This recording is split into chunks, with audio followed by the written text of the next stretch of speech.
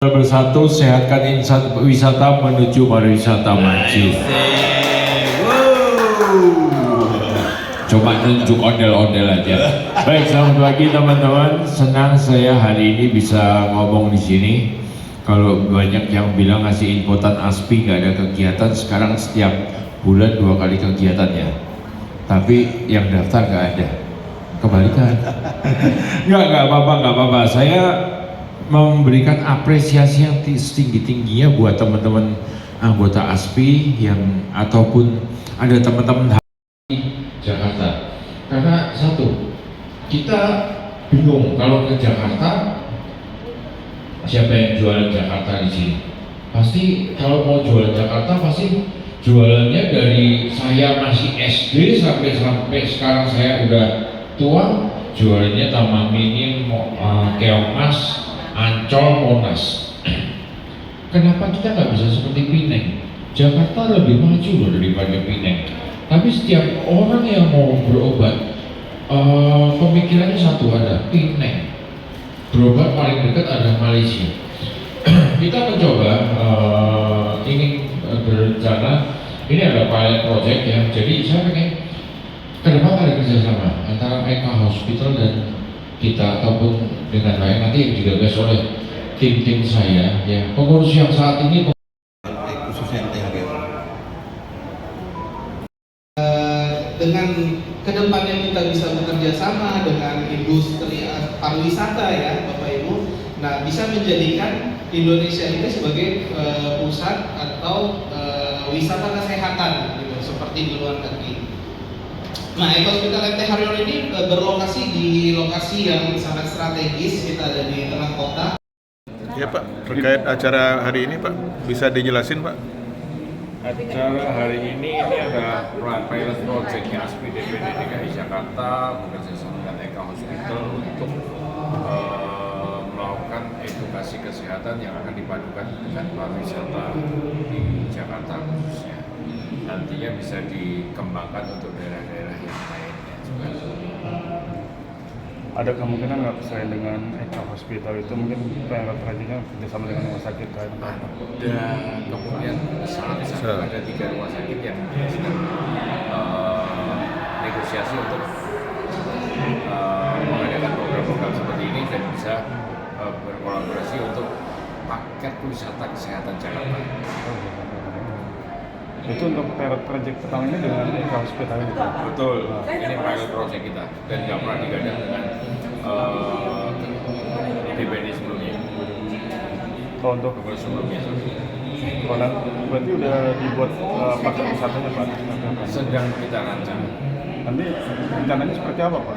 Ini paket wisata yang Paket wisatanya sama, kalau kita ke luar negeri diberikan kemudahan. Jadi kami sebagai pelaku pariwisata atau travel agent akan membuat seperti paket baru. Tentunya bukan buat ASPI, buat anggota ASPI. Iya. Gitu. Terus rencana untuk 5 tahun ke depan Pak, atau ada setahun ke depan nanti dari Bapak? Dari Kita berkata nggak usah setahun, 6 bulan ke depan. Kita tentunya dalam setiap bulan kita memberikan edukasi seperti bulan lalu kita memberikan edukasi. Oh ya, bagaimana cara konten, bagaimana itu kan hanya beri hal untuk promosi ya kan. Nah ini kita berikan edukasi peluang usaha baru, jualan paket wisata kesehatan ya kan. Nah nanti berikutnya kita bulan depan bersama dengan atau di akhir bulan ini bersama dengan ulang tahun Jakarta kita ada kegiatan berikutnya. Gitu. Nah, menyambut ulang tahun DKI ini Pak, bentar lagi kan bulan Juni. Apa nih Pak yang akan direncanakan oleh ASPI? Kita saat menyusun kegiatan ya kan, kita akan membuat sebuah kegiatan di hari ulang tahun untuk menyambut kegiatannya. Kegiatannya apa? Belum saya publis sekarang. Nanti ntar dicontek lagi. Dicontek coba. Gitu. Pak, untuk kali ini kenapa memilih terkait penyakit asam lambung kan? Penyakit asam lambung ini penyakitnya orang kita Pak, orang Indonesia. Semua orang pasti pernah ngerasain emak ya kan.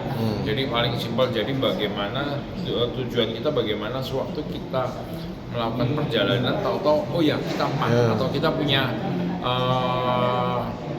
peserta yang sedang asam lambung. Oh ya, itu jadi bisa kita tahu apa yang harus kita kerjakan seperti itu. Jadi ke depan ada nggak hal-hal yang lain akan diangkat itu, penyakit lain? Dalam 1 tahun ini ada 4 penyakit yang akan kita bahas. Iya. Gitu, di Eka Hospital.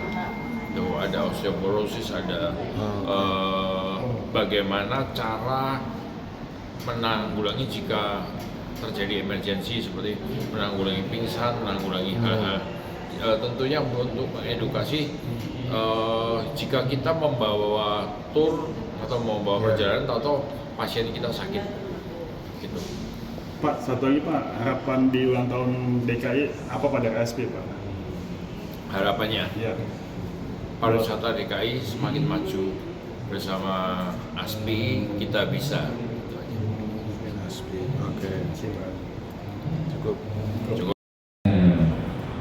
Ya, pagi ini kita akan berbicara ya terkait dengan gangguan lambung. Ya, judulnya lambung aman, aktivitas lancar.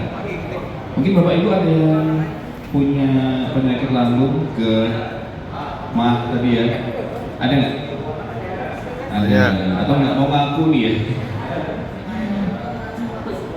Ya, ini belajar sedikit ya tentang anatomi saluran pencernaan ya. Kalau kita kembali ke masa lalu ya, dimulai dari mulut ya, rongga mulut masuk ke dalam esofagus ya, ini kerongkongan ya, kerongkongan, kemudian dia masuk ke dalam lambung. Lambung ini ada pintunya, ini esofagus, ini lambung. Nah ini di sini nih ada pintunya. Pintu ini dia hanya membuka satu arah dari atas ke bawah. pengen ke Bromo nggak jadi ya, jadi asam lambung itu. Oke, Ya. tadi siapa? Ya, oke, bentar. Ya, Assalamualaikum warahmatullahi wabarakatuh. Selamat pagi. Ya. Siapa? Ya kan, itu mengenai ini perbedaan antara GERD sama asam lambung atau MAH yang kita kenal itu apa? Karena kalau dari gejalanya kan hampir sama. Kadang orang berpikir perutnya sakit atau ada asam lambung, rasa nyerinya pun ada. Itu bisa dikategorikan GERD kah atau MAH karena hampir sama gejalanya. Terima kasih. Ya, ketika penyebabnya tetap ada, ya dia kumat-kumatan lagi seperti itu. Jadi memang paling penting adalah tahu dulu nih penyebabnya apa, gitu ya, baru bisa disembuhkan, gitu ya, Bu ya. Mungkin untuk kasus Ibu tadi mungkin apa namanya hubungannya mungkin dengan pikiran ya Bu ya, gitu ya. Mungkin ya Bu ya, gitu ya, kurang jalan-jalan. Kenapa?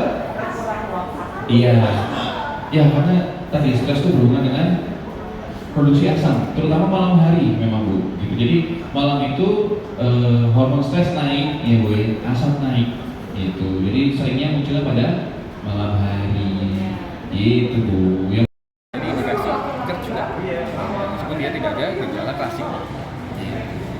Betulkah bisa menyebabkan meninggal, Dok? Katanya banyak kan dari GERD bisa ke situ. Jadi sebetulnya tidak bisa ya secara langsung ya gitu ya.